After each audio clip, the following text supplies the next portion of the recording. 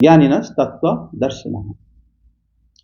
इसमें कहा गया था कि तद विधि प्रणिपात, तत् विधि, तत् क्या होता है ना, उस परमात्मा को या भगवान को जानने के लिए, विधि हो गया समझने के लिए, तत् विधि। फिर क्या करना चाहिए ना, प्रणिपात। प्रणिपात ये खाली हाथ जोड़ना नहीं होता, मतलब ज्ञान की जो उपदेश जो गुरु देते हैं उनको पास दंडवत प्रणाम करके परिप्रश्न, उनको प्रश्न करना। प्रश्न क्या करोगे? अपने बारे में प्रश्न, जो अपने बारे में क्या प्रश्न पूछोगे उनको कि मेरे नाम बताओ और तुम कौन हो, तुम कौन हो, किस, ये कौन सी प्रकार प्रश्न हुआ? आत्मविज्ञान। आप कौन हो? अगर कोई कहेगा कि आप तो शिवा हो, कि अविनाश हो, तो क्यों आपका, फिर अगर कोई कह दिया तो उसमें आप संतुष्ट क्यों नहीं होगे? स्वरूप सिद्ध व्यक्ति होगा। क्या स्वरूप सिद्ध व्यक्ति नहीं होगा तभी वो कहेगा। स्वरूप सिद्ध व्यक्ति नहीं होगे? अगर स्वरूप सिद्ध व्यक्ति होगा तो इस क्वेश्चन को वैसे ही लेगा जैसे लेना चाहिए। नहीं, अगर वो कहेगा कि बेटा तुम तो शिवा हो, तुम फिर क्यों पूछ रहे हो मैं कौन हूं, तुम भूल गए क्या? तुम्हारा अपना आईडी देखो, बस आधार कार्ड देख लो, नाम लिखा है, पापा का नाम लिखा है, घर की एड्रेस लिखा है, बस हो गया तुम्हारी परिचय, तुम कौन हो मिल गया। फिर क्यों हम जाके परिप्रश्न, क्या प्रश्न कुछ पूछेंगे उनको?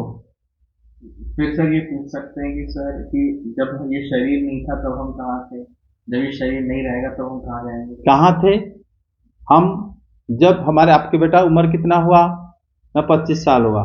25 साल पहले तुम माता के पेट में रहे थे, 1 साल 1 महीना 9 महीना, उसके बाद बड़े हो गए बाहर, छोटे से बड़े हो गए अभी खा पी के। तो ये कौन सा उत्तर हुआ, ये कौन सी प्रश्न हुआ कि हम जब नहीं थे कहाँ थे? उनको इससे पता चलेगा कहाँ थे तुम, तुम्हें एड्रेस मतलब लिख कर बताएंगे कि इस जगह में तुम रहते थे। ये तो कोई प्रश्न नहीं हुआ।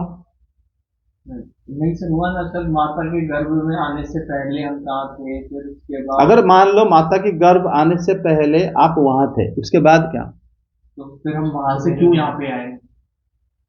वहां से क्यों यहाँ पर आए? हाँ, अपने कर्म की वजह से यहाँ पर आ गए। फिर बस ये आंसर है। तो इतना पूछने के लिए उनके पास जाओगे, प्रणिपात करने के लिए? हाँ, तो फिर इन्होंने बता दिया ना कि कर्म की वजह से यहाँ पे आए, तो हम उस टाइम कर्म कर रहे थे, यानी कि कर्म अभी भी करते हो आप, कर्म अभी भी करते हो, उसके बाद भी आप कैसे कहोगे कि एक गुरु के, ये इसका अर्थ आप जो जिस प्रकार लॉजिक बता रहे हो, आपको गुरु की कोई आवश्यकता नहीं है। आप पूछ रहे हो कि मैं कौन हूं बताओ, क्यों? आपने सुन लिया कहीं से, तो ये पूछना चाहिए हमें अजय पहले बता देना, मतलब पता हो जाना चाहिए कि क्या क्या पूछना है। भाई गुरु ये पर एक गुरु बैठे, ये गुरु इस संप्रदाय के हैं, क्या पूछो भाई महाराज बता हम कौन है? बच्चे तुम आत्मा हो।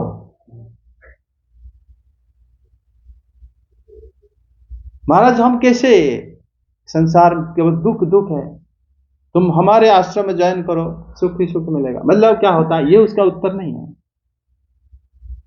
और हमें भी गुरु की आवश्यकता है ही नहीं, समझे?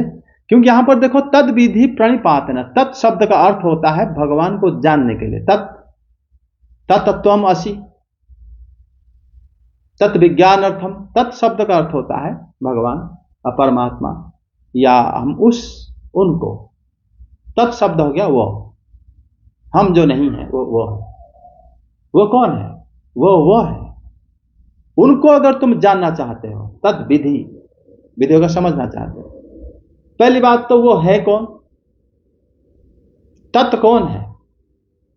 यहां पर वेद वाक्य आता है तत् त्वम असि, तुम भी वही हो, लेकिन वो कौन है? समझे कि नहीं? अगर हम अपने आप को, और वो कौन है हम नहीं जानते, खुद को जानते हो? खुद को भी हम नहीं जानते, लेकिन खुद को तुम कुछ अनुभव कर पाते हो? अनुभव तो करते हैं, सुख हो लग रहा है, दुख लग रहा है, या भूख लग रहा है, प्यास लग रहा है, या अच्छा लग रहा है, बुरा लग रहा है, ये सब तो अनुभव तो होता है। ये अनुभव कौन करता है? ये जब आप धीरे धीरे इस ज्ञान के अंदर जाओगे, फिर आप किसी और जगह में पहुंचोगे कि मुझे जिसने बनाया है, मेरे इच्छा के अनुसार दूसरे वस्तु को उन्होंने ही बनाया है। नहीं तो मुझे अगर गुलाब जामुन अच्छा लगता है, ये उनको कैसे पता चला गुलाब जामुन भी सामने वाला बना रहा है? कभी ऐसे होता है तुम्हें जो पसंद नहीं है, मिट्टी का गोला कोई बना के बेचता है? क्यों नहीं?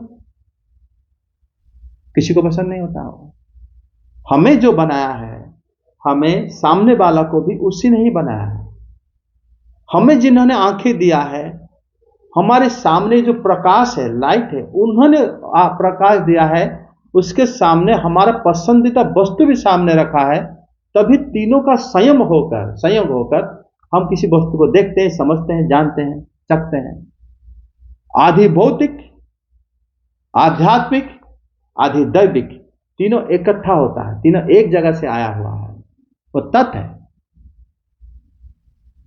तत् विज्ञान अर्थम, या कह सकते हो तत् विधि प्रणिपातेन, उनको जानने के लिए, तत् वस्तु को जानने के लिए क्या करो ना, परिप्रश्न न सेवया, परिप्रश्न करो उनको।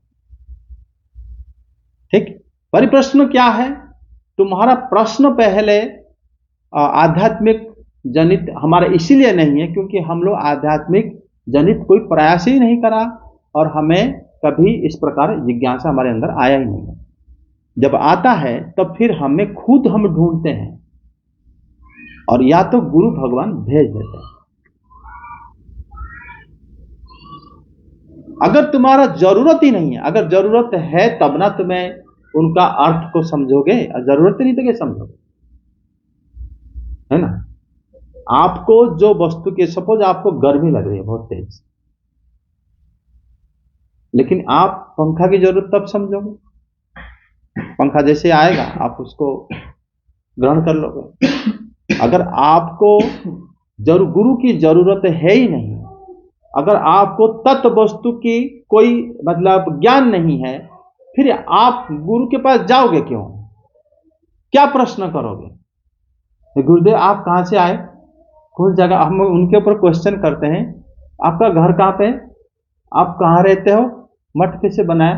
हम उल्टा क्वेश्चन उनको करते हैं। गुरुदेव को हम कभी अपना आत्मविज्ञान पूछ पाते हैं? नहीं पूछ पाते। समझे? तद्विधि प्रणिपातेन परिप्रश्न सेवया उपदेक्षन्ति ते ज्ञानम ज्ञानिनस् तत्वदर्शिनम। भगवान यहां पर ज्ञानी और तत्वदर्शी दोनों अलग अलग शब्द को एक जगह में रखे, क्योंकि ज्ञानी लोग तत्वदर्शी हो भी सकते हैं, नहीं भी हो सकते हैं। बहुत लोग ज्ञानी हैं लेकिन वो भगवान को दर्शन नहीं कर रहे, तत्व को नहीं जानते। तत्व है हो गए भगवान स्वयं, तत्व है वो। क्योंकि भागवत में कहा गया ना, वदन्ति तत्व विदस तत्वम यज्ञानमद्वयम ब्रह्मेति परमात्मेति भगवानिति शब्दते। जो तत्वविद होता है वो ब्रह्म को जानता है, वो परमात्मा को जानता है, या तो भगवान को जानता है, वो तत्वविद है। ज्ञानिनस् तत्वदर्शिना, तत्वदर्शी ज्ञानियों के बीच में तत्वदर्शी ही तुम्हारा क्वेरी को सॉल्व कर पाएगा। समझे? तभी वो कह रहे हैं कि तद विधि प्रणिपातेन, ये वाला श्लोक हमारा हो चुका है। आज का श्लोक कह रहे हैं कि यज्ञात्वा न पुनर्मोहमेवं, उस ज्ञान को जानकर आप क्या करोगे ना, मोहित न होगे। उस ज्ञान के द्वारा तुम सारे जीवों को और अनंतर मुझे परमात्मा को भी जान पाओगे। अथो मयि द्रक्ष्यसि, अगर वो ज्ञान को हम जानेंगे, हम ज्ञान को जान के करेंगे क्या? अगर लोगों को पूछो कि आप जाओ, ये जो महात्मा है वो बहुत ज्ञान बात बताएंगे, भाई करेंगे क्या उसको? हमें तो अपना कुछ पैसा कोई मिल जाए और घर मिल जाए या वो सब साधन बता दे तो हम फायदा है, ये ज्ञान लेकर करेंगे क्या? लेकिन यहां पर भगवान कह रहे हैं ज्ञान लेने से क्या होगा न, पुनः एवं मोहम न यास्यसि, तुम्हें मोह को प्राप्त नहीं होगा। जो कि हमें कोई जरूरत ही नहीं है। मोह क्या है हमें पता ही नहीं हमें। भगवान कह रहे हैं ज्ञान लेने से मोह नहीं आएगा। तुम कहोगे मोह लेके मोह मोह तो मेरे पास है कि नहीं मुझे पता भी नहीं है, मैं ज्ञान लेके क्या करूं, है ना। लोग क्वेश्चन ऐसे भी क्वेश्चन करते हैं। मोह तुम्हारे अंदर है, उसका प्रमाण क्या है न। भगवान कह रहे हैं कि एवं मोहम न यस्यसि ये न अशोषणानि भूतानि आत्मनि अथो मयि द्रक्ष्यसि। अरे कि भगवान कि अगर आप कह रहे हो कि ये ज्ञान को जानने के बाद सबको सारे जीवों को पहले मोह नहीं होगा, मोह हट जाएगा एवं सारे जीवों को जान पाओगे और मुझे भी जान लोगे। जो लोग अपने धंधा में काम में व्यस्त हैं वो उनको ये बारे में कोई लेना देना नहीं होता है ना।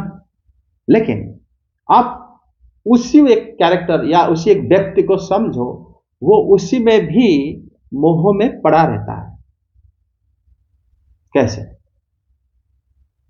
अगर आप काम कर रहे हो, आप तनख्वाह ला रहे हो ऑफिस से, या आप कुछ बिजनेस कर रहे हो पैसा ला रहे हो, और आपकी इच्छा पैसे के अनुसार बढ़ता है या उसी के अंदर रहता है, और उस पैसे को जब आप व्यय करते हो खर्चा करते हो उसमें आप किसी चीजों पर लगाव आ जाता है। फिर अगर नुकसान हो गया, क्योंकि हमारा कर्म जो हम लोग करते हैं फल के ऊपर तो हमारा आशा नहीं है।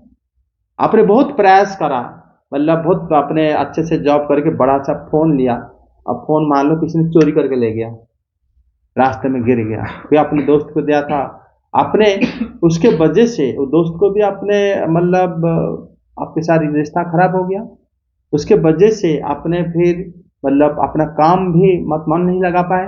आप अगर थोड़े बहुत जाप वगैरह कर रहे थे या भागवत श्रवण कर रहे थे, मन यार मेरा आज बहुत नुकसान है यार, कल करते हैं जाप, मन नहीं है, भगवान देखो मेरा कुछ नहीं कर रहे, हम उसी में आ जाता है। ये मोह नहीं तो क्या है। अगर मान लो आपके पास सारी संपत्ति है, सब कुछ है, आप और पाने की इच्छा करते हो, इस प्रकार आपकी आयु चला जाता है। ये बात आप मानते हो कि नहीं? आयु जाते जाते मृत्यु समय जब आता है उसी समय हम बैठते हैं और हमें रिश्तेदार लोगों कोई है लेके जला देते हैं। उस समय कोई ये भी नहीं कहता, कि इसके एक सदगति के लिए हम क्या कुछ करें। सदगति के बारे हम लोग इतने आए हैं, चाय वगैरह दे, ये करो, कब ये पंडित जी क्या कह रहे हैं, अरे पंडित जी करें ऐसे ऐसे होगा, ऐसे होगा, कुछ शॉर्टकट में नहीं हो सकता क्या? इतने आजकल होता है क्या? हम जो चले गए हम भी उनके साथ कोई लगाव नहीं होता हमारा, और हम उनको क्या करते हैं, जिससे भी मतलब छोड़ के आ जाते हैं, फिर हम अपने काम में फिर मतलब रम जाते हैं, उनको भूल जाते हैं। ऐसे हुए कि तो दुनिया चल रहा है। आपके पिताजी के पिताजी नहीं रहे, आपकी हो सकता है कोई रिश्तेदार चले गए हों, हम उनके बिना भी तो रहते हैं। हम जिस वस्तु के प्रति आसक्त थे, आप देखो वो खुद शरीर के साथ आज नहीं है, उसका फोन, उसके घर, उसका चेयर, उसके सोफा, उसके कंप्यूटर हो सकता है दुनिया में रहता हो, वो नहीं रहा, वो चला गया। तो आप मोह नहीं तो क्या है? मोह से क्या होता है? स्मृति नाश होता है, दुख आता है, क्रोध आता है, कामना आता है, ये सब आते हैं कि नहीं? अगर आप कहोगे कि ए भगवान आप जो कह रहे हो कि उसी ज्ञान को मिलने के बाद मोह नहीं होगा, मोह नहीं होने से सब भूतानि को हम ये न अशेषाणी भूतानि आत्मनि, सब सारे माने जीवों को आप जान सकते हो कि तुम तुम्हारे जैसे ही हैं, और जानने के बाद तुम मुझे भी जान सकते हो। तो यहां पर यह प्रश्न आ जाता है कि हम अगर मान लो उनको भगवान को जानते हैं तो फिर हम सारे जीवों को भी जानते हैं और हम मोह में नहीं पड़ते हैं। ठीक है, अर्जुन जी मोह में पड़े थे, इसलिए श्री भगवान उनको ये बताए, मतलब जैसे मोह को दूर होने पर स्वाभाविक नित्य सिद्ध आत्मा के प्राप्त हो जाता है। मनुष्य, पशु, पक्षी आदि सारे भूतों को हम मान लेते हैं कि सब जो है एक जैसे ही, और सारे आत्मा सर्वत्र विद्यमान है, फिर मोह नहीं होगा। ठीक है, ये वस्तु हमारे आसक्त है, ये वस्तु टूट गया, रास्ते में गिर गया, इसे दुख करने की बात है। वो पहले भी इसी जगह में था, प्लास्टिक होके क्या अलग अलग सामान के रूप में, फिर लैब में उसको इकट्ठा हो गया, बड़ा महंगा हो गया, आ गया था मेरे पास, चला गया उस दुनिया में, तो पुठे में चला गया, और दुख करने का मतलब है। आज मैं हूं, मेरा वैल्यू है, चला जाऊंगा, ये भी मिट्टी में मिल जाएगा, फिर मोह तुम्हारा नाश हो जाता है। कोई एक व्यक्ति जन है जिसके प्रति हम आसक्त होते हैं कि ये आज है, कल नहीं रहेगा, जब वो चले जाते हैं हम दुखी हो जाते हैं, तो वो भी मोह नहीं तो क्या है। किसी के प्रति तुम जानते हो कि सारे जीव, सारे लोग यहां पर आज हैं, कल नहीं रहेंगे, सबकी तत्व एक जैसा है, इसमें आसक्त किस बात का, समझे। बहुत सारे रुपया तुम्हारे पास है, वो कागज ही तो है, मान लो उसे जल गया, तो क्या तुम क्या आत्महत्या कर लोगे? कुछ नहीं करना। वो कागज के रूप में पहले भी था दुनिया में, किसी पेड़ से कागज बना, उसके ऊपर गवर्नर साइन करा, फिर उसके ऊपर एक डाई में लगाया गया कि यहाँ 500 रुपये हुआ, 1000 रुपये हुआ, 2000 रुपये, जो भी।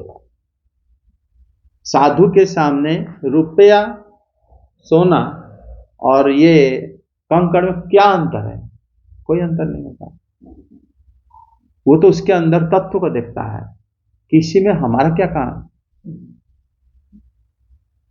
हमारा प्रारब्ध जितने दिन है, शरीर उतना दिन दुनिया में दिखेगा, और हम फर्दर कर्म नहीं करना चाहते हैं आगे, ताकि हम कर्म से बंध जाए, जो कि आगे भगवान आगे श्लोक में बताते हैं। अनुवाद पढ़ो। यदि तुम्हें समस्त पापियों में भी सर्वाधिक पापी समझा जाए, तो भी तुम दिव्य ज्ञान रूपी नाव में स्थित होकर दुख सागर को पार करने में समर्थ होगे। अगर मतलब भगवान कहते हैं, अगर तुम सबसे बड़ा पापी भी हो, बहुत पाप हो गया है, तब भी ज्ञान के रास्ता अपनाओ। ज्ञान का मतलब लोग सोचते हैं कि अच्छा लाइब्रेरी ज्वाइन कर लो, किताब निकालो, पढ़ो, ये ज्ञान हो गया।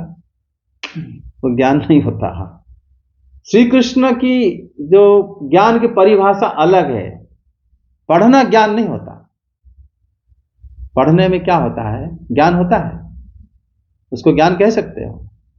नहीं कह सकते। कैसे? सर ज्ञान कुछ ना कुछ सीख ही रहे हैं। क्या सीख रहे हैं? जो सीखना, जिससे हम लोग चलना सीखे, उसको ज्ञान कहेंगे। ज्ञान कैसे हो गया? क्या अज्ञानी लोग नहीं चल पाएगा? नहीं सर, ज्ञान वो चलने। तुम अभी बता रहे हो कि अगर हम लाइब्रेरी में पढ़ते हैं, कुछ सीखते हैं, टीचर के पास, शिक्षक बोलते हैं, टीचर को गुरु नहीं बोलते हैं। शिक्षक सिखाता है। कंप्यूटर में ये बटन दबाओ तो आ जाएगा एंट्री, आ जाएगा, ये बटन दबाओ तो डिलीट हो जाएगा, ये बटन दबाओ तो ये होगा। ये तो सीखा, तो यही सीखे हम लोग। इसको ज्ञान कहोगे? ज्ञान होता है संसार में, ज्ञान बाहर ही मिलता है, कर्म से मिलता है, निष्काम कर्म से ज्ञान मिलता है। अगर आप चाहे अनपढ़ हो, पढ़े लिखे नहीं हो, घर में रहते हो, मैं हाउस वाइफ की बात कर रहा हूं, वो घर में काम करती है, बहुत काम होता है घर में, लेकिन किसी भी काम में आसक्त नहीं हो, वो ज्ञानी है। वो जानते हैं, इतना तो जानते हैं कि आज मैं हूं, कल मैं नहीं रहूंगा, मैं नहीं रहूंगी।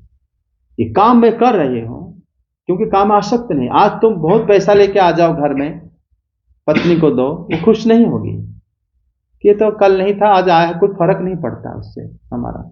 हमारा शरीर कल छोटा था, आज बड़ा है, आज शरीर मतलब वृद्धा हो गया है, बूढ़ा हो गया हूं मैं, बूढ़ी हो गई, और मैं अभी क्या कर रही हूं? खाना खा के शरीर को पालन पोषण करना पड़ता है, और शरीर जो है ये मिट्टी से बना है, मिट्टी में चला जाएगा। ये परम ज्ञान है। इसके लिए कोई लाइब्रेरी जाना पड़ेगा, कोई बताना पड़ेगा, तब हम सीखेंगे। अरे मैं तो लाइब्रेरी में पढ़ा था, शरीर मिट्टी से बना है, और शरीर में जो है हम लोग एक दिन मर जाएंगे। तुम क्या लाइब्रेरी में जब नहीं पढ़े थे कि तो आप पता नहीं था ये बात? पढ़ने के बाद पता चला कि आप मर जाओगे? बताओ। ज्ञान जो होता है वो निष्काम कर्म से ही आता है, जो बात भगवान आगे श्लोक में बताते हैं। ज्ञान कभी भी, आप जैसे आप ऑफिस में काम करते हो, आप जैसे भगवान अर्जुन जी को बताते हैं ना, जो वॉरियर है मतलब क्षत्रिय है, जैसे मान लो आप पढ़ाई कर रहे हो, या आप घर में खाना बना रहे हो हैं, या आप मान लो रिक्शा चला रहे हो, या आप मान लो दुकान दे रहे हो, या आप मान लो कोई भी कार्य कर रहे हो। कर्म के बिना तो कोई नहीं रह सकता, सब तो कर्म करते ही रहते हैं। कर्म करते ही अगर आप निष्काम हो, कोई भी जो भी फल मिले आप ले लेते हो। मेरा भाई काम था कर्म करना, अब फल नहीं मिला, कोई बात नहीं, तो काम छोड़ दो, काम तो छोड़ ही नहीं सकते, कर्म करते रहो, वो ज्ञान है। तभी श्री स्वामी बात नहीं बताए थे द्वितीय अध्याय में कि जो निष्काम कर्म क्यों भगवान कह रहे थे, कि निष्काम कर्म के माध्यम से ज्ञान की प्राप्ति हो जाती है। तभी वही व्यक्ति ही गुरु के पास से ही ज्ञान प्राप्त कर लेता है। और जो निष्काम कर्मी नहीं है वो गुरु के पास जाके करेगा क्या? अब सर यहाँ पे ये प्रश्न आता है, सर कर्म का फल छोड़ना तो बड़ा मुश्किल काम है, सर छोड़ने की इच्छा ही नहीं होती। कर्म की फल छोड़ने की इच्छा नहीं होती, अविनाश कह रहा है। इसका मतलब क्या? निष्काम कर्म तो कैसे करेंगे? निष्काम नहीं कर सकते। अगर निष्काम नहीं करोगे कर्म, आपको ज्ञान कहां से आएगा? कौन सिखाएगा आपको? आपको ज्ञान सिखाने के लिए आपकी घर बहुत है, आपका घर आपको ज्ञान सिखा देगा। नहीं, निष्काम कर्म करने से ही ज्ञान प्राप्त हो जाता है। निष्काम कर्म करना है ये हमें कैसे कोई बताएगा? निष्काम कर्म करने के लिए भगवान बताए हमें सबको, वो हमें ज्ञान मिला ना। भगवान जब निष्काम कर्म करो, ये एक ज्ञान नहीं होता। निष्काम कर्म अगर मान लो सुन लिया आपने, आप ज्ञानी हो गए।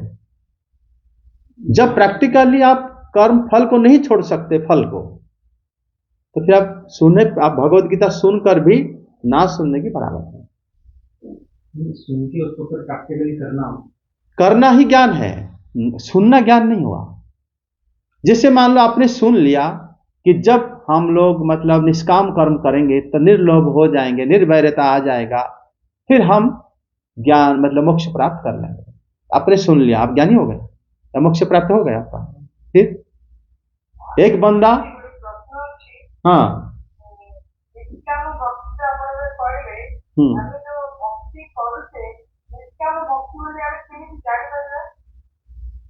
निष्काम, प्रथमे निष्काम, पहले हम हिंदी में बताते हैं। हाँ, माता जी प्रश्न कर रही है कि हम जब भक्ति कर रहे हैं, हमें कैसे पता चलेगा कि हम निष्काम भक्ति कर रहे हैं?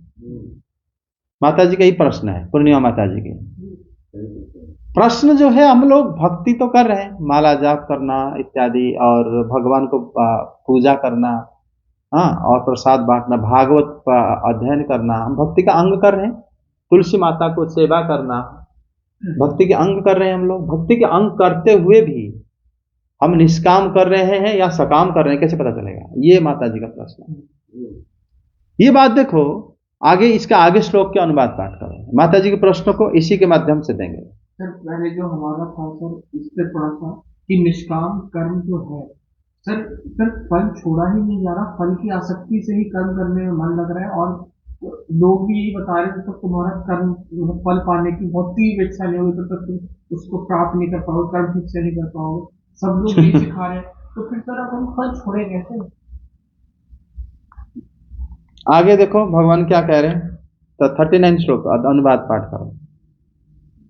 39 का 37 में होगा नहीं, 38 36 पढ़ा है। हाँ ठीक है 37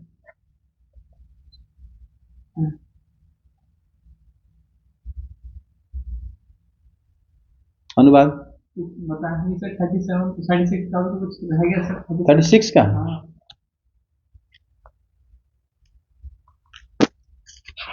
तुम जो दो प्रश्न है ना, इसी में कर लेंगे डिस्कस। वो बताते हैं कि अगर तुम पापी हो तो भी इस ज्ञान रूपी नौका का आश्रय लेकर संपूर्ण पाप समुद्र से तर जाओगे।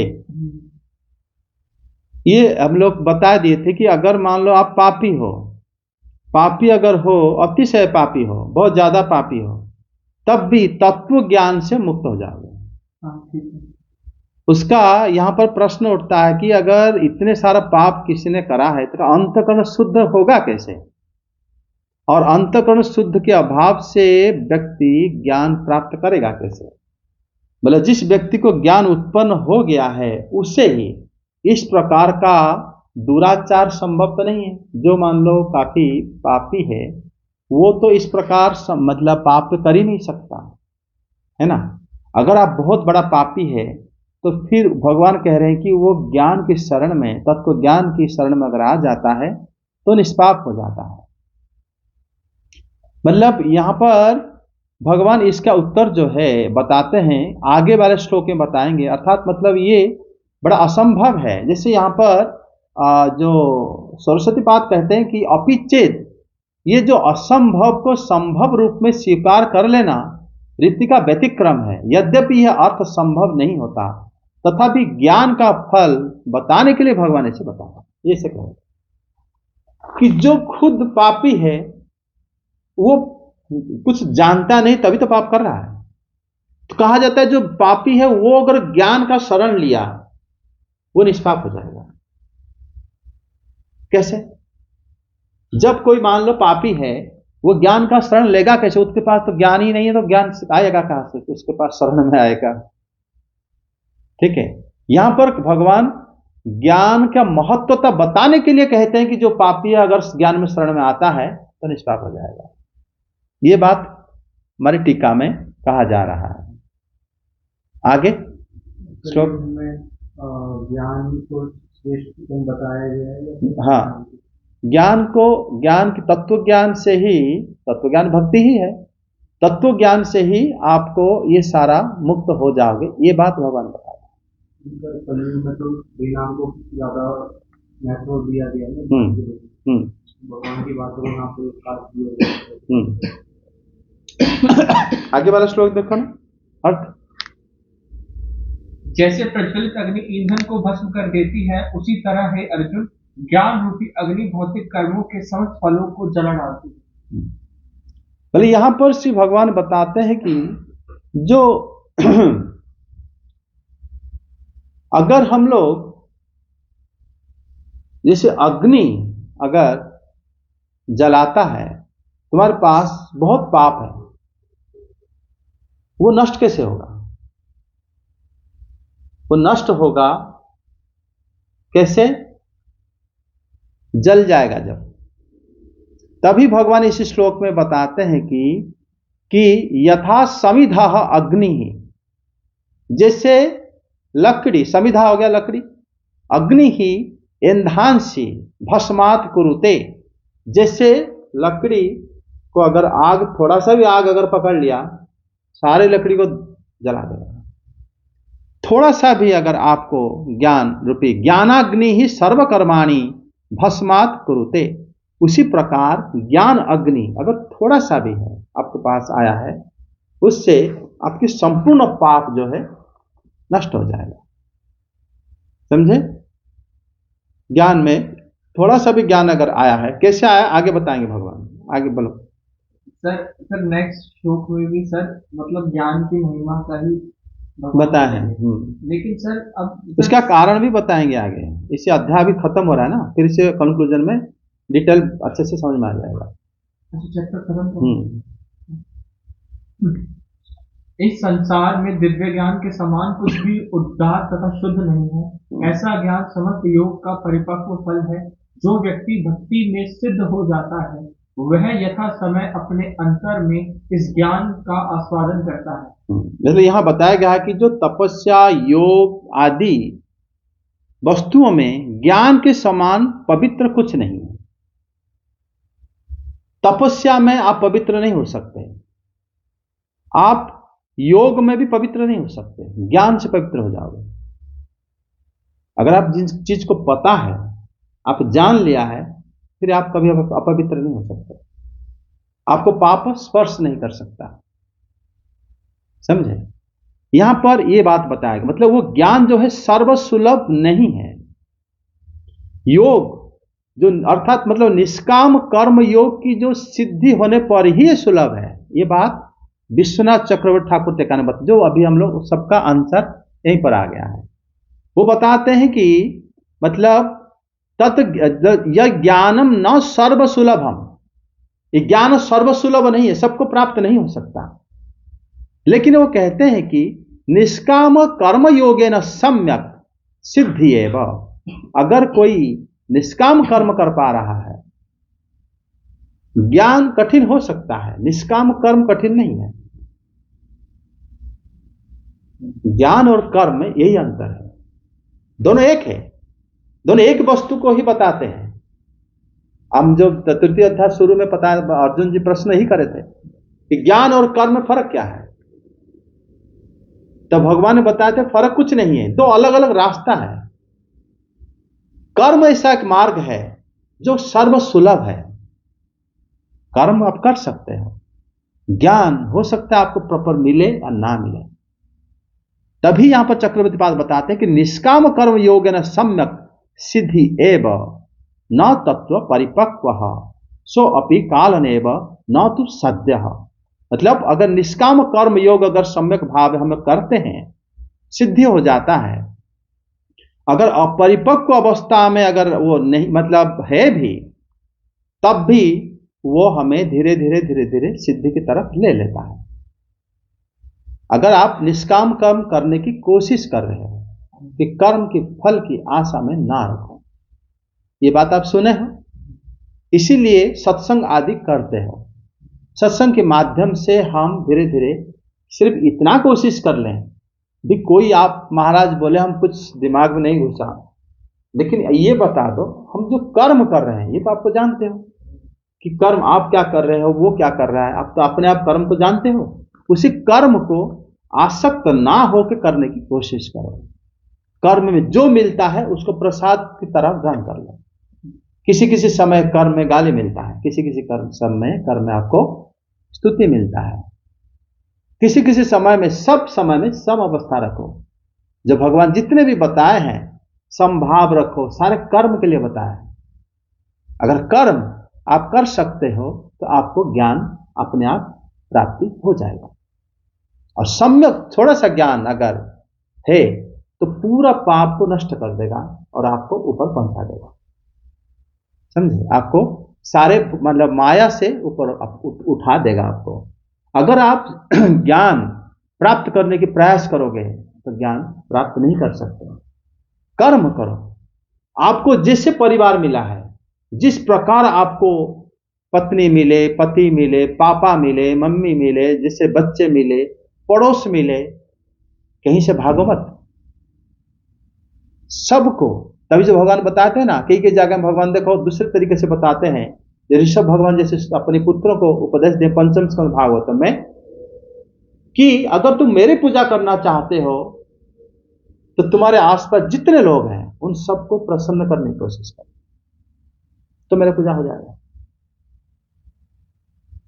लोग नहीं, जीव जंतु भी, वृक्षलता भी। इसलिए भगवान हमको एक परिवार में जन्म दिया है, और हम जैसे प्रसन्न अपने कर्म के माध्यम से करोगे। अब कैसे करोगे बताओ? वही कर्म इसमें हमारा भक्ति में जुड़ जाता है। अगर एक कहते हैं कि आपको बहुत भला बुरा सुना रहे हैं, आपने सह लिया तो उनको खुशी होगी? खुशी होगी कि नहीं? तो आपने उस कर्म के माध्यम से भगवान को पूजा कर लिया। किसी ने आपने बहुत कुछ प्रयास करा, वो आपको भला बुरा सुना दिया है, क्या कर रहे हो, ऐसा कर रहे हो, ऐसा कर रहे हो।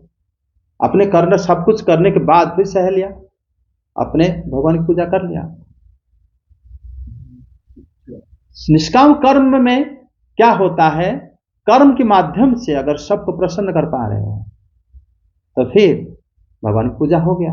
इसी में आपको भक्ति योग, जो माता जी प्रश्न कर रहे थे पूर्णिया माता जी, उस माध्यम से भक्ति योग भी हो जाएगा। समझे? अगर कर्म में आपके ऊपर, जैसे हम लोग, जैसे हमारी ओडिशा क्लास में एक सुदर्शन प्रभु एक बार प्रश्न कर रहे थे, किसी ने उनको प्रश्न करा था कि लोग जो है, पुरुष लोग तो बाबा बन जाते हैं, मठ पर चले जाते हैं, और हमें स्त्री लोग कैसे जाएंगे, हम तो नहीं जा सकते, और लोग हमें बुरा कहेंगे। तो वो उनको उत्तर दे रहे थे कि मठ में जो है हम जा सकते हैं और रह सकते हैं। वास्तव में आप देखोगे एकादश स्कंद भागवतम में कहीं मठवास, घर छोड़ने की बात नहीं कहा गया है। क्यों? घर में रहकर क्या भक्ति नहीं कर सकते? आप अपना आइडेंटिटी छुपा के नए जगह में, आपको कोई नहीं जानता होगा, वहां पर आप बाबा बन गए, लेकिन आपके घर वाले जानते हैं कि आप कितने दुष्ट हो। तो आप किसको धोखा दे रहे हो? खुद को दे रहे हो। आप कैसे भक्ति करोगे? एकादश स्कंद भागवतम में जब अवंती ब्राह्मण की कथा है, उस जगह में आप देखोगे लिखा गया है कि वो ब्राह्मण के ऊपर लोग थूकते थे, पेशाब करते थे, जो खाने जाता था उसके ऊपर मिट्टी डाल देते थे। आप बताओ, कोई अनजान व्यक्ति आपके घर के सामने जा रहा है, आप उसको थूकोगे? इसका मतलब वो बंदा जान पहचान का बंदा था, तभी लोग परेशान करते थे और सबको सहता था। उसी माध्यम से भगवान की पूजा करता था। उसका अवंती ब्राह्मण की गीत इसीलिए एकादश स्कंद में है। उन्होंने बोला मैं किसको दोष दूं, ये तो सिर्फ मन का भ्रम है। मुझे लग रहा है कि ये लोग मुझे सता रहे हैं, ये लोग मुझे परेशान कर रहे हैं, लेकिन कोई कुछ नहीं कर रहा। वो भगवान को, तभी सोचो वो गीत को श्री कृष्ण कह रहे हैं, अर्थात श्री कृष्ण उनके हृदय में ये बात को देखे थे और उनको आनंद हुआ था कि मेरा भक्त किस प्रकार सहता है दुनिया में। समझ में आया? तभी जाके प्रश्न उत्तर मिल गया होगा। आगे अनुवाद कर। लेकिन सर जो उनका प्रश्न था कि मतलब हम जो भक्ति कर रहे हैं निष्काम है कि नहीं, इसी सही। अगर आप भक्ति का अर्थ होता है भगवान की सेवा। अगर आपके आसपास सब लोग आपके ऊपर खुश हैं, सबको प्रसन्न कर पा रहे कर्म करके, थोड़ा समय मिल रहा है जाप कर ले, हे कृष्ण हे हरि, से इतना समय मिला उनको प्रणाम करने के लिए, लेकिन सबको आप प्रसन्न कर रहे हो, निष्काम ही हो, आपको कोई कामना नहीं, आपको अच्छे से खाना खिलाए या कैसे भी रखे, कोई शिकायत नहीं आपका, तो आपके ऊपर भगवान प्रसन्न नहीं होंगे। यही बात उन्होंने बताया है। सर ये बहुत हाई स्टेज होगी सर, हम क्या करें? पहले अपने घर में सबको प्रसन्न करने की कोशिश तो करो अपने कर्म के माध्यम से। हाँ, अच्छा, तो मतलब आप चाहते हो कि आप मतलब घर वालों को परेशान करके आपने रखा है, इसका मतलब? एक व्यक्ति को खुश रखवाना बहुत मुश्किल है। नहीं, वही मुश्किल ही भक्ति है। कोशिश करो। प्रहलाद महाराज इतने सताने के बाद भी घर छोड़ के नहीं गए। गए क्यों? वो जानते थे कि भगवान की पूजा ऐसा ही है। पिता दुखी, ये कहीं प्रयास तो करते थे, जो जो पिता कहते थे मानने की प्रयास। पिता भले नहीं, मैं नहीं कह रहा हूं कि तुम्हारे ऊपर वो लोग खुश हो जाएंगे, तुम्हें वो गाली भी दे सकते हैं, तुम्हें स्तुति भी कर सकते हैं, तुम्हें मार भी सकते हैं, तुम्हें प्रणाम भी कर सकते हैं। सारी चीज को बहिरंगा बाहर समझकर सब में समभाव रहो, तब आप हृदयस्थ परमात्मा को प्रसन्न करोगे। उनका भला चाहना है। हाँ, लेकिन बात ये होगी कि हम सहन करने वाली बात होगी ना कि हाँ, सहना चाहिए। जो आपने बोला कि हर किसी को खुश करना, प्रसन्न करना। देखो, आप अगर सहोगे वो प्रसन्न हो जाएंगे। भले ही ऊपर से आपको गुस्सा कर रहे हैं, उनको अगर कोई मित्र पूछे कि आप इतना आपने बोला कुछ नहीं कहा, कहेंगे नहीं बेटा मेरा सही है, वो उनको कहेंगे, तो तुम्हें भले ही ना कहें, मतलब तुम्हारे को प्रसन्न है वो। 100% उनके लिए हम लोग प्रसन्न नहीं कर रहे हैं, हम कृष्ण को संतुष्ट करने के लिए कर रहे हैं। तो वो बात अलग हो गई। हाँ, इसलिए तुम कोशिश तो करो, हो या ना हो, लेकिन मुझे भगवान को पूजा करने की यही विधि। हाँ,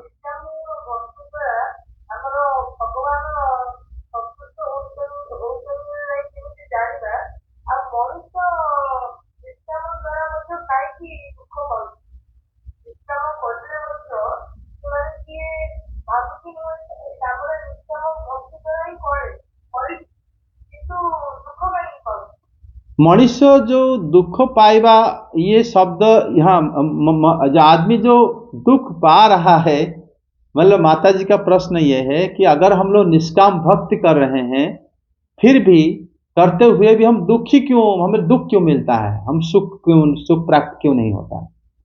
ये वास्तव में ये जो हम मैं सबको अच्छे से सेवा कर रहा हूं या कर रही हूं, तब मुझे सब लोग खुश करके रखें, ये चिंता ही, ये भाव ही भक्ति का लक्षण नहीं है। भक्ति का लक्षण है जो मिला वो आपका प्रसाद है, वो आपके प्रसाद है। आपको कोई डांटे, आपको कोई मतलब खराब भाषा कहे, कोई आपको मारे, कोई आपको खाना ना दे, फिर भी वो हमारा प्रसाद है। क्यों? क्योंकि कृष्ण आपके हृदय में रहकर, आप अवंती ब्राह्मण की कथा मत भूलो, ये कथा भगवान ने स्वयं उद्धव जी को बताया, अर्थात वो कितने खुश होंगे श्री हरि, श्री कृष्ण उनके हृदय से रहकर देखे कि ये देखो किस प्रकार सहन कर रहा है, उनको किस प्रकार सताया गया था, उनको बुखार आया था, उनके मतलब जान पहचान लोग उसको बांध के घर में डाल दिए, कई दिनों तक पानी तक नहीं पूछे। हम तो बुखार होता है जाके पैरासीटामोल ले आओ, घर में मुझे काम मत बताओ, मैं रजाई उड़ के सो रहा हूं।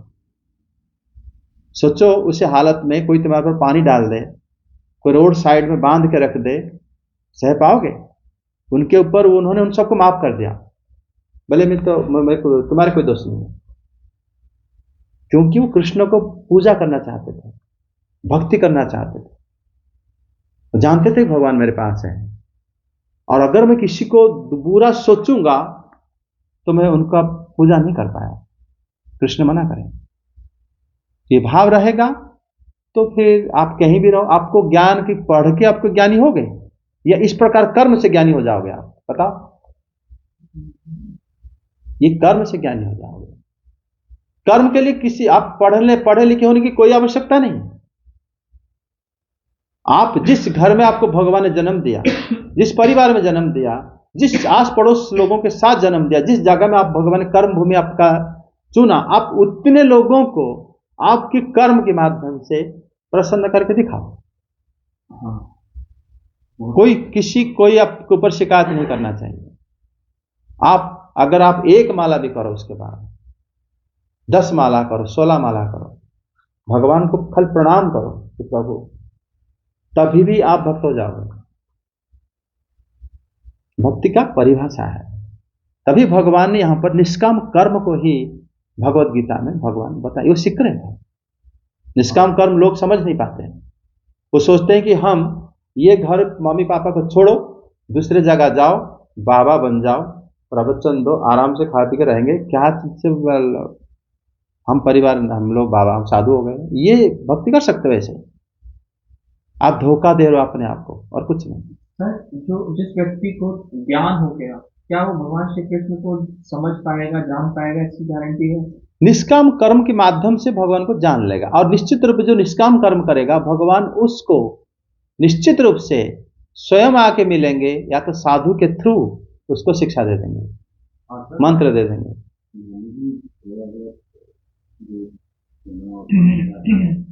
यही जाना है कि संतों ने यही कहा है कि भगवान या ईश्वर या प्रभु को सिर्फ ये नहीं है कि हम उस मूर्ति में, नहीं, उस तस्वीर में भगवान नहीं, लेकिन हम जितने भी जीव जंतु हमारे सबके अंदर भगवान है, सबके अंदर परमात्मा को देख। नहीं, ये बात हमारे पंचम स्कंद में ऋषभ भगवान अपने पुत्रों को बताए। जानते हो, अगर किसी और को बता रहे होते, लोग कहते कि भगवान उनको उपदेश देकर चले गए। नहीं, मेरे पुत्र हैं, तुम लोग सुनो कि मैं कैसे प्रसन्न होता हूं। बिल्कुल पर्सनल हो गया बात। जैसे अर्जुन जी को भगवान जो भक्ति का उपदेश दे, तुम मेरे सखा हो, मैं तुम्हें बता सकता हूं, किसी और को बताऊंगा हो सकता है वो कहेगा कि मुझे क्यों बता रहे हैं। तुम मेरे भक्त भी हो, तुम मुझे चाहते हो, मैं तुम्हें एक गुप्त कथा बता सकता हूं कि ऐसा होता है निष्काम कर्म। मैंने भी तरह का प्रश्न था, जैसा संतों ने ये कहा कि भाई जो तुम्हारे, ऐसा नहीं है कि जो तुम्हारे घर में है, तुम्हारे बच्चे हैं, तुम्हारी बीवी है, तुम्हारा पति है, तुम्हारा परिवार है, उनको अंदर भी भगवान का रूप देख कर उनकी सेवा करो। तो ये भगवान का निश्चित है, निश्चित है, और इनकी सेवा करो, तो वो भी सेवा भगवान की मानी जाएगी, क्योंकि उसमें भगवान का रूप देखो। तो ये भगवान इनके अंदर विराजमान, ऐसा नहीं है कि वो मंदिर में ही विराजमान, वो घर में जो तुम्हें जिम्मेदारी मिली। इसलिए आप देखोगे कि जो 3 प्रकार की भक्तों के बारे में बताया गया एकादश स्कंद में, वहां पर भी वही बात बताया गया है कि जो खाली मंदिर में मूर्ति में भगवान को देखते हैं, श्री विग्रह में, वो कनिष्ठ भक्त है। कनिष्ठ भक्त का मतलब होता है वो कभी भी भक्ति छोड़ सकता है, क्योंकि वो विग्रह के अलावा और कहीं भगवान नहीं दिखते उसको। जो सर्वत्र देखता है भगवान को, तो यही भक्त मध्यम हो जाता है, और जो भगवान के प्रति प्रेम संबंध स्थापना कर देता है, भक्त उत्तम होता है। उन्होंने यही उदाहरण दिया कि आप भगवान के ऊपर तो जल चढ़ा रहे हो और कोई तुम्हारे पास खड़ा है, प्यास लगी, पानी पिला दो, उनको नहीं और भगवान को जल चढ़ा रहे हो। कोई भूखा कह रहा है भाई रोटी खिला दो मेरे को, 2 दिन से कुछ नहीं खाया, उसको तो कह रहे चल भाग यहाँ से, उसको तो दे नहीं रहे। और वहाँ मंदिर में जो बढ़िया बढ़िया लड्डू और सुंदर भोग लगा रहे। माता जी, ये प्रश्न का उत्तर जो पूर्णिया माता जी बुझेला ना। हाँ, कारण आम जदि आमर आखपाख लोक संतुष्ट न करि पारुछंती, आमे भगवान को सेवा करि पारिबा नाही। बुझले, आमर किए आमको दुख देला बा किए आमको माने गाली गुलज कला बा किए आमको प्रशंसा कला बा किए आमको प्रणाम कला, ये सबुड़ा प्रसाद आम पाई। बुझले कि सबुड़ा प्रसाद, तेबे जाई कृष्ण आपण पूजा को ग्रहण करेंगे। कारण भागवत एकादश स्कंदरे भगवान श्रीकृष्ण जो अवंती ब्राह्मण कथा कहिचंती, श्रीकृष्ण निजे माने उद्धव जी को कहिचंती, एवं जेतेबेले अवंती ब्राह्मण जो कष्ट सहुथिले सेतेबेले मध्ये श्रीकृष्ण तांको हृदय उपस्थित थिले। से जानिचंती कि मो भक्त सबु लोकों को प्रसन्न करिया पई आ कहा को से दोष देउनी, समस्त क्षमा कर दे समस्त सी हेले भगवान को पूजक।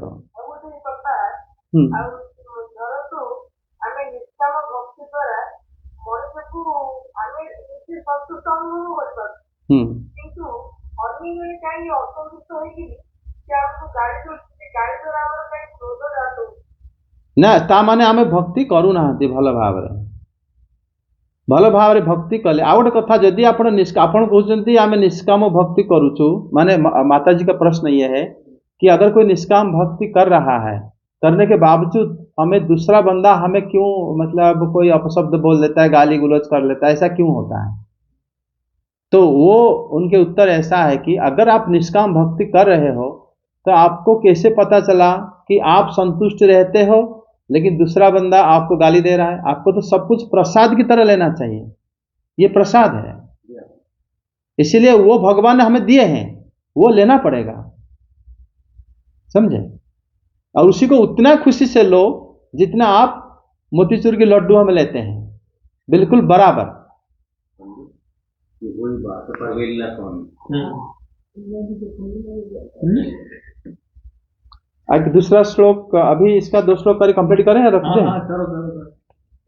जल्दी कर लो, क्या टाइम हुआ? 39 श्लोक संख्या 42 तक है ना ये? अभी 39 आ गया ना? 39 करो। बहुत दिन से रह रहा है ना ये। जो श्रद्धालु दिव्य ज्ञान में समर्पित हैं और जिसने इंद्रियों को वश में कर लिया है, वह इस ज्ञान को प्राप्त करने का अधिकारी है, और इसे प्राप्त करते ही वह तुरंत आध्यात्मिक शांति को प्राप्त होता है। मतलब यहाँ पर भगवान बता रहे हैं श्रद्धावान लभते ज्ञानम। श्रद्धावान जो है वो ज्ञान को प्राप्त करता है। अश्रद्धावान लभते ज्ञानम तत्परः संयते इंद्रियः, वो उसका इंद्रिय स्वयं रहते हैं।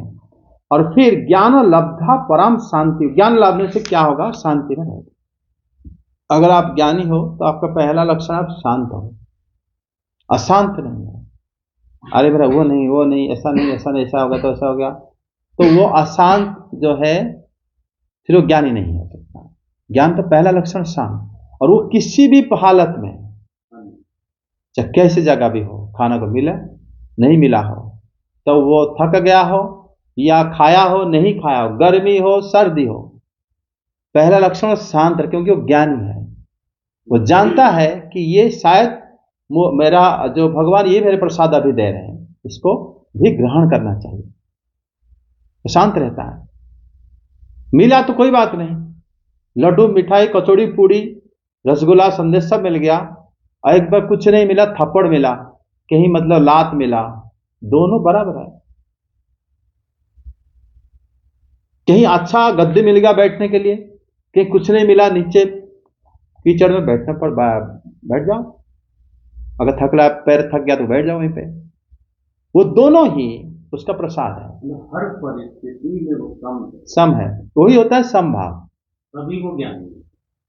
आगे बढ़ श्लोक 40। और कुछ नहीं है। इसमें जो है यहाँ पर चक्रवर्ती पाद बताते हैं कि जो ये प्रश्न ये रहता है कि तो किस प्रकार और किस समय वो ज्ञान को प्राप्त करते हैं जो श्रद्धावान, वो बताते हैं कि निष्काम कर्म द्वारा अंतःकरण शुद्ध होने पर ही ज्ञान प्राप्त होता है। सब लोग उसी रास्ते को आ जाते हैं, निष्काम कर्म। कर्म लोग अपने घर में ही करता है, अपने ऑफिस में करता है और अपने आस पड़ोस में कर्म करता है ना। आप सामने वाले दुकान के जाते सामान लाते हो, वो कर्म हो गया, वो आपको जानता होगा। आप आसपास जाते हो, आपके आस पड़ोस के लोग आपको देखते हैं, कभी किसी को बात करते हो, घर में आप सबकी काम करते हो, हैं, ऑफिस में जाते हो काम करने, सब जगह में निष्काम कर्म अगर आप करते हो तो फिर आप ज्ञान ले पाने के अधिकारी हो जाते हो। ज्ञान तो तुरंत मिलेगा, सर्वत्र ज्ञान विद्यमान है। अगर निष्काम कर्म नहीं है, कर्म में आपका आसक्त है एवं कर्म में फल पाने के लिए ही करते हो, तो फिर आप ज्ञानी के अधिकार नहीं। यही बात चक्रवर्ती बात बता रहे हैं कि अनिष्काम कर्मणैवांत अंतःकरण शुद्धैव ज्ञानं स्यादिति शास्त्र। हाँ, तभी जाके ज्ञान हमारे पास आएगा। शास्त्र की वाणी में आसक्त जो होते हैं, बुद्धि वाला होने पर ही ये हो पाता है, लेकिन ये निष्काम कर्म अनुष्ठान के बाद ही हो पाता है। अगर आप कहोगे मेरे पास शास्त्र है, लोग जैसे पिछले कल क्लास में हम उड़ीसा वाला क्लास में बात कर रहे थे कि जब हम किसी को बताते हैं तो हम अरे ये वाला नोट करके लगे बताना है, ये वाला प्रवचन में बताना है, ये बताना, हम नोट करते हैं, बताते हैं। उससे ज्ञान प्राप्त नहीं होता। ज्ञान निष्काम कर्म से होता है। वो ज्ञान को तुम अनुभव करोगे, देखोगे ज्ञान को। ज्ञान अगर कहीं दिखता है तो निष्काम कर्म करके देखो, आपको ज्ञान दिखेगा प्रत्येक जगह में।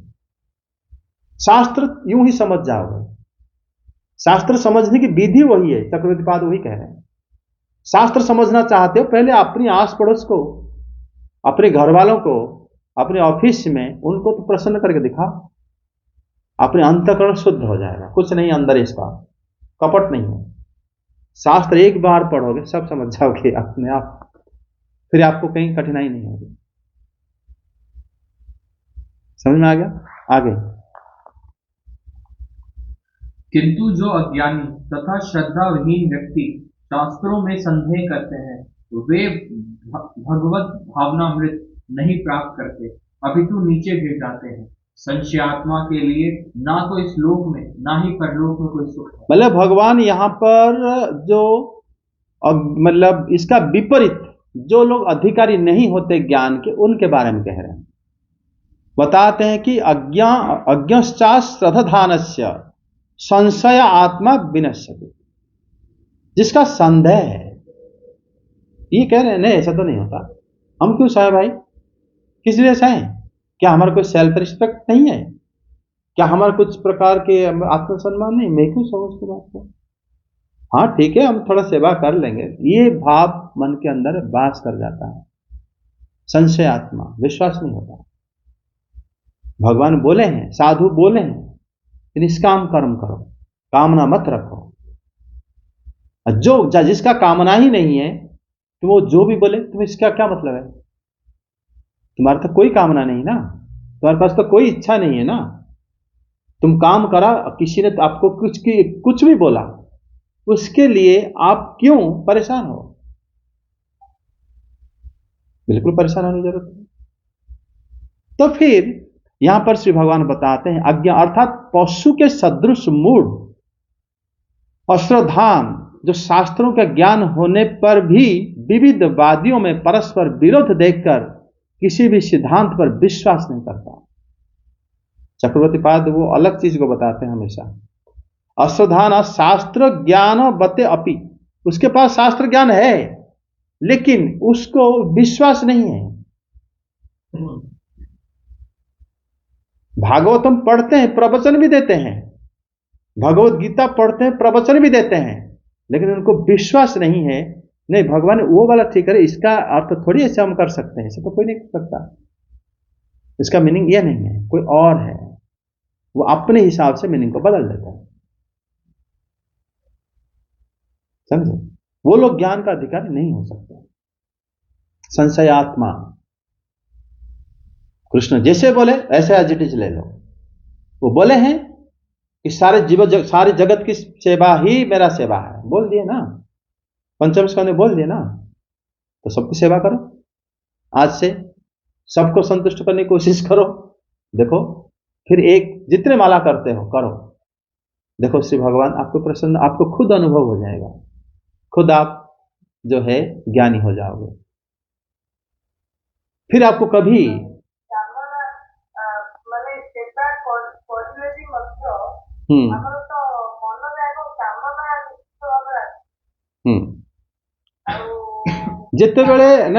ଯେତେବେଳେ ଆପଣ ସେବା କଲା ସମସ୍ତଙ୍କୁ ଯେତେବେଳେ ସେବା ଦ୍ୱାରା ସନ୍ତୁଷ୍ଟ କରିବେ, ପୁଣି ଆପଣ କାମନା ବିନାଶ ହେଇଯିବ। ଆପଣ ଆପଣ ପୁଅ, ଆପଣଙ୍କ ସ୍ୱାମୀ, ଆପଣଙ୍କର ପଡ଼ୋଶୀ, ଆପଣଙ୍କର ଚିହ୍ନା ପରିଚୟ କେହି ଯଦି ଆପଣଙ୍କୁ କୌଣସି ପ୍ରକାରର ମାନେ ଦୋଷ ଦେଖି ପାରୁନାହାନ୍ତି, ପୁଣି ଆପଣଙ୍କର କାମନା କୋଉଠି ରହିବ? କାମନା ମାନଙ୍କର ଆପଣ ଚାହୁଁଛନ୍ତି କି ମତେ ଗୋଟେ ଏଇଭଳିଆ ମାନେ ଜିନିଷ ଦରକାର, କିନ୍ତୁ ଆପଣ ପୁଅ ମନା କରିଦେଲା। ଆପଣ ପୁଅକୁ ସନ୍ତୁଷ୍ଟ କରିବା ପାଇଁ ଆପଣ କହିଲେ ଠିକ ଅଛି ମୁଁ ନେବିନି, ସ୍ୱାମୀ ମନା କରିଦେଲେ ଠିକ ଅଛି ମୁଁ ନେବିନି, ତାହେଲେ ଆପଣ କାମନା ରହିଲା କୋଉଠୁ? କାମନା ତ ଚାଲିଗଲା। ଯଦି ଆପଣ ଭାବୁଛନ୍ତି ମତେ କାହିଁ ମନା କରୁଛ, ମୋର କ'ଣ କିଛି ନାହିଁ କି, ତା ମାନେ ପୁଣି ଆପଣ ଭଗବାନ की सेवा କରିପାରିବେ ନାହିଁ। କୌଣସି ପ୍ରକାରର ମାନେ ଅଭିଯୋଗ ରହିବା ଉଚିତ ନୁହଁ, ତାହେଲେ ଆପଣ भगवान जगन्नाथ सेवा करिपारिबे। माता जी का प्रश्न था कि अगर मान लो हम सेवा करते हैं लेकिन कामना तो अंदर रहता है, तो फिर क्या करें? अभी तो उनको उत्तर ये बताया कि अगर आप अपने घर में जो भी कामना आपका है आप व्यक्त कर रहे हो, आप कह रहे हो कि मैं इस बार पैसों से मैं एक गाड़ी लूंगा, पापा ने मना कर दिया, आपने उनको संतुष्ट करने के लिए नहीं लिया, आपका कामना तो गया ना। तो कामना कहां से आया? कामना तो तब आएगा ना जब आप उनकी बात ही नहीं मानोगे। कामना सबको ऊपर छोड़ दो ना। आपके घर वाले मतलब बहुत हैं आपको मतलब गाइड करने के लिए, आपको सही करने के लिए, ठीक करने के लिए। एक बार उनके ऊपर लगाम देख के तो देखो, वो आपको बिल्कुल सीधा कर देंगे। आप भक्त क्या, आप देवता ही बन जाओगे। है कि नहीं? लेकिन हम मानते नहीं किसी के बात, इसलिए हम बिगड़े हुए हैं। आगे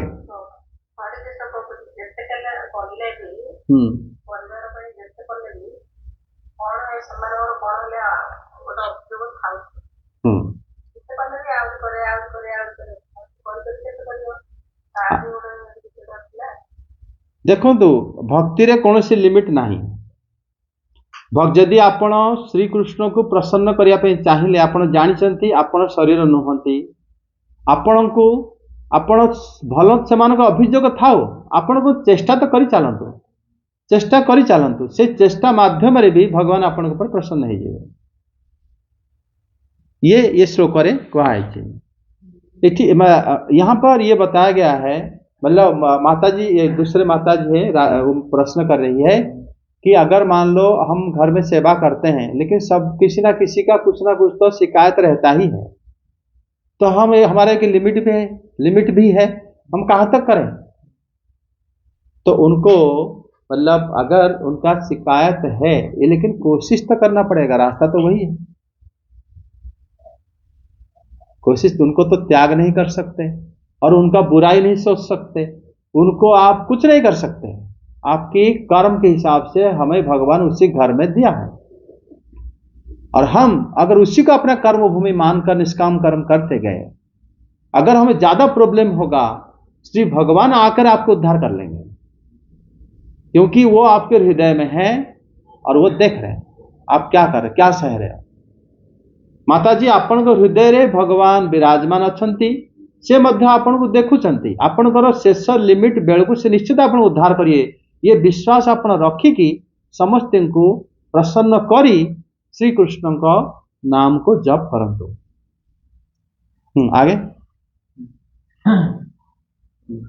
जो व्यक्ति अपने कर्म फलों का परित्याग करते हुए भक्ति करता है और जिसके संशय दिव्य ज्ञान द्वारा विनिष्ट हो चुके होते हैं, वही वास्तव में आत्मपरायण है। हे धनंजय, वह कर्मों के बंधन से नहीं बंधते। हाँ, यहाँ भगवान बताते हैं कि धनंजय, योग संन्यस्त कर्माणाम, मतलब निष्काम कर्म योग माध्यम से ज्ञान संचिन्न संशयम, ज्ञान के द्वारा संशय नाश हो जाता है। फिर ये वो जो है आत्मस्वरूप को उपलब्धि कर लेता है, फिर वो केवल बंधता नहीं।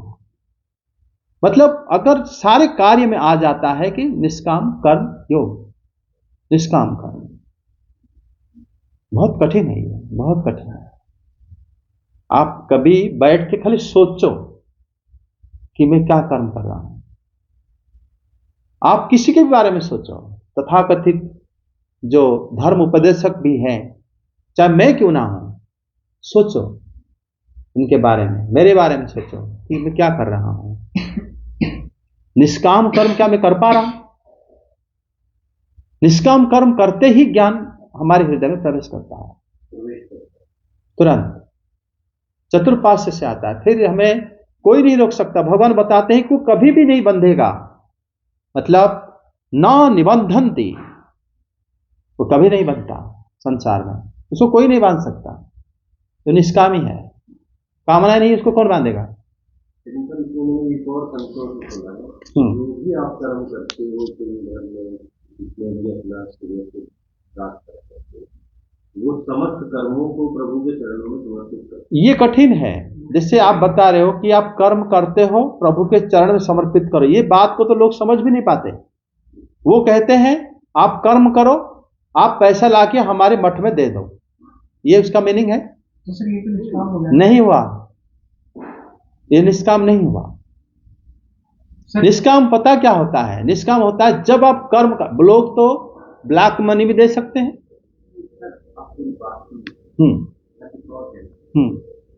कर्मों से मतलब जैसे अब हम वो ये समझा रहे थे जैसे आप अपना दुकान पे काम कर रहे हो, दिन भर मेहनत कर रहे हो, मजदूरी कर रहा है, कोई क्या कर रहा है, कोई ऑफिस में सुबह से शाम तक अपना वर्क डन कर रहा है, सुबह से शाम हो गई, लेकिन जब वो सारा काम किया, घर आया तो प्रभु का सिमरन किया और प्रभु का आज मैंने जो भी कुछ किया प्रभु ये सब तुम्हारे को समर्पित। हाँ, मतलब इसमें क्या होता है, इसमें थोड़ा और बात जोड़ना है।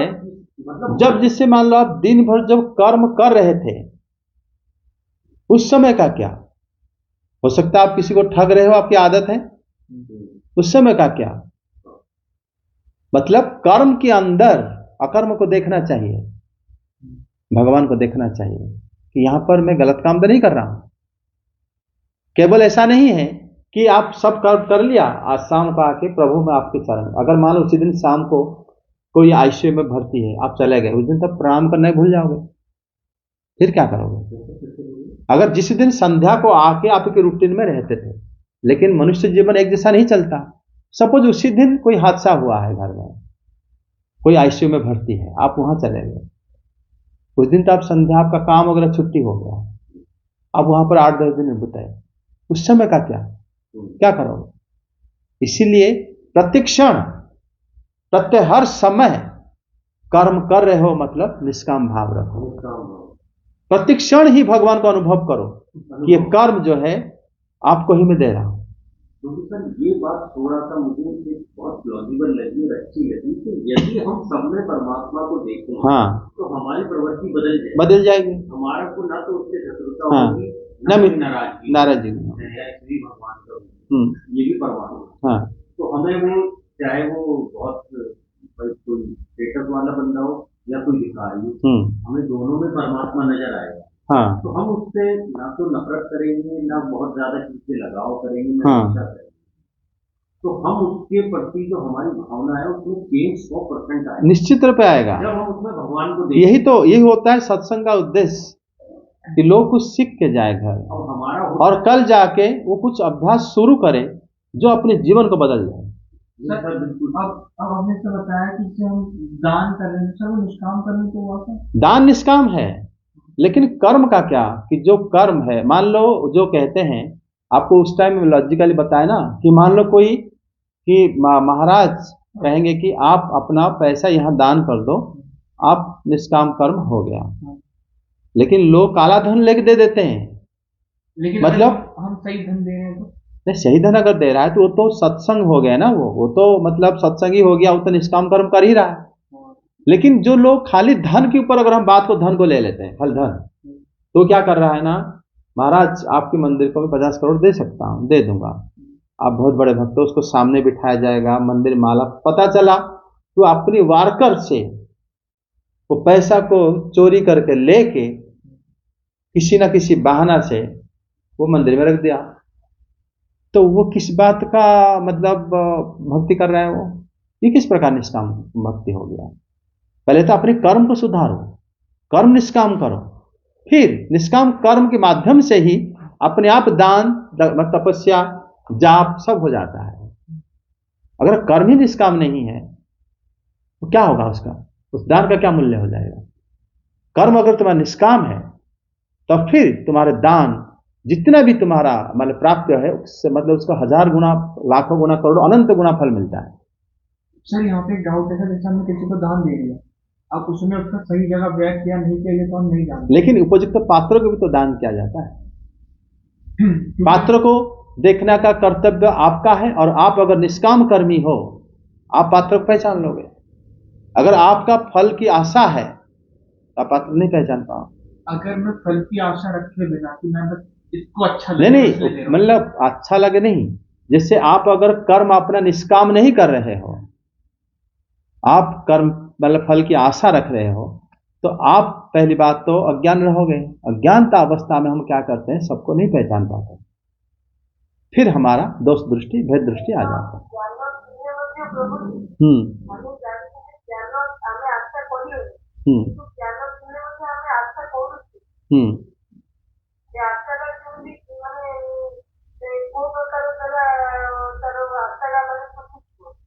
आशा तुटिवार माने गोटे उपाय है, आपण जो जगार भगवान आपण को रखिचंती, जो माने आपणकर चिन्हा परिचय लोक से मानक सहित आपण निष्काम कर्म करंतु, सेथिरु आपण सब जिनिस धूलिसात हो जिवो।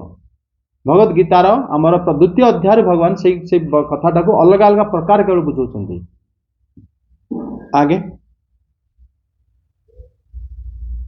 42। अतः तुम्हारे हृदय में अज्ञान के कारण जो संशय उठे हैं उन्हें ज्ञान रूपी शस्त्र से काट डालो। हे भारत, तुम योग से समन्वित होकर खड़े हो और युद्ध करो। देखो यहाँ पर भगवान ये बता रहे हैं कि अपने हृदय में स्थित अज्ञान जनित जो संशय है, संशय हमारा संदेह है, वो अज्ञान है। जो ज्ञानवान है, जो निष्काम कर्मी है, वो संशय क्यों करेगा? निष्कामी हो आप अभी काम करना है, आप करोगे, फल की आशा तो आपका है ही नहीं। श्री कृष्ण अर्जुन जी को बता रहे हैं कि आप युद्ध करना, बस कर्म है आपका, आप उस युद्ध सीखे हो गुरुकुल में रहकर, आप इसलिए सीखे हो कि जो लोग अधर्मी है उनके साथ लड़ोगे। उसके लिए तो बाहर के जो घर में बैठे वो तो आगे नहीं लड़ेंगे, लेडीज तो आगे नहीं लड़ेंगे कि हमें क्यों अपमान करा। तुम क्षत्रिय हो और तुमने लड़ो, अब तुम्हारे फल की आशा किस बात की? फल की आशा तुम्हारा कोई आशा नहीं है। कर्म कर लो, निष्काम कर्म कर लो। निष्काम कर्म कर रहे हो तो उसको तुम जो कर्म तुम्हें आता है वो कर्म करो। आपको जो मुझे जो कर्म आता है पढ़ाना बच्चों को, वो मैं कर्म करूंगा। वो उनको लड़ना आता है, सारे अस्त्र की ज्ञाता है, वो वही करेंगे। एक बंदा को रोड बनाना आता है, रास्ता बना सकता है, वो वही काम करेगा। एक बंदा को कपड़ा सिलाना आता है, वो सिएगा, लेकिन निष्काम। उसमें फिर कहोगे कि मैं अगर ऐसा लड़के अगर राजा हो जाऊं तो फिर अगर वो मर गए तो कोई संदेह नहीं रखना चाहिए, संशय है, वो अज्ञान है। कर्म तुम्हारे सामने है, करना चाहिए, कर्म की फल की आशा नहीं रखनी चाहिए। समझ में आ गया? यह अध्याय संपूर्ण हुआ और आगे हम पंचम अध्याय शुरू करेंगे। जय जगन्नाथ।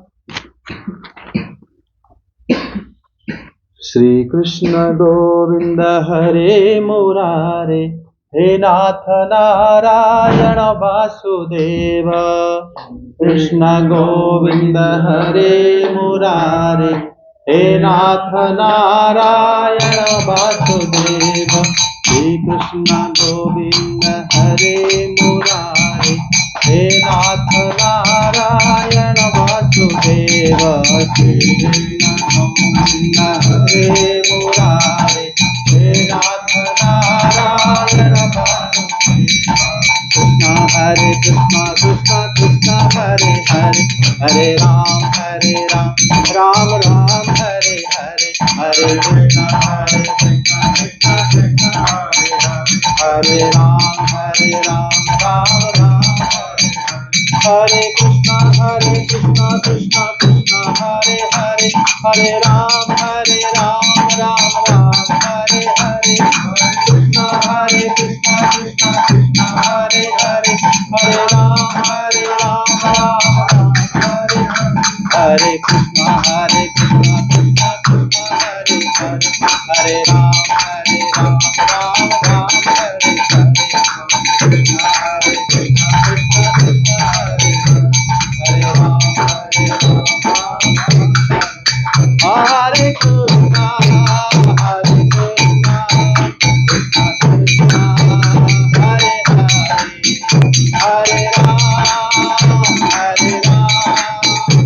हरे हरे, कृष्ण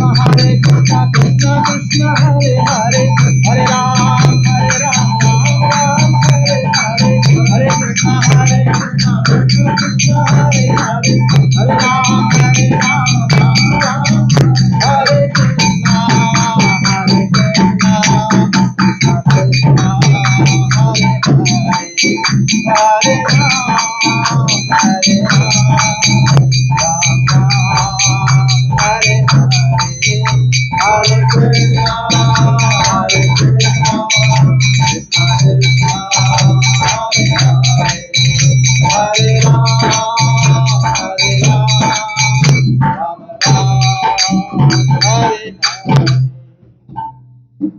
जय हरिनाम संकीर्तन की जय।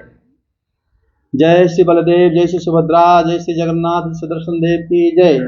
भक्तिदेव तुलसी माता की जय। ग्रंथराज सिंह भागवतम की जय। भगवद गीता की जय। सभी भक्त वृंद की जय। वृंदावन धाम की जय।